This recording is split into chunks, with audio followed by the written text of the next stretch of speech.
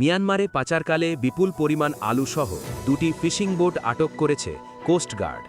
বৃহস্পতিবার ১৯ মার্চ দুপুরে coast guard media কর্মকর্তা লেফটেন্যান্ট কমান্ডার সাব্বির আলম সুজন এ তথ্য জানান। তিনি বলেন, গোপন সংবাদের ভিত্তিতে আজ ১৯ মার্চ বৃহস্পতিবার রাত ১টায় কোস্টগার্ড স্টেশন হাতিয়া কর্তৃক নোয়াখালীর হাতিয়া থানাধীন চর আতাউর সংলগ্ন মেঘনা নদীতে একটি বিশেষ অভিযান পরিচালনা করা হয়।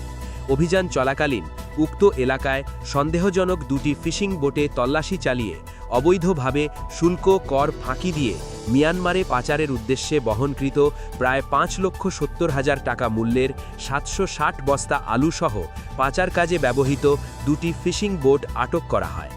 এ সময় কোস্টগার্ডের উপস্থিতি টের পেয়ে পাচারকারীরা পালিয়ে যাওয়ায় কাউকে আটক করা সম্ভব হয়নি। জব্দকৃত মালামাল ও পাচার কাজে ব্যবহৃত বোটের পরবর্তী আইনানুগ ব্যবস্থা গ্রহণের কার্যক্রম প্রক্রিয়াধীন রয়েছে। তিনি আরও বলেন, পাচার ও চোরাচালান রোধে কোস্টগার্ড ভবিষ্যতেও এ ধরনের অভিযান অব্যাহত রাখবে। Hatiya live news desk.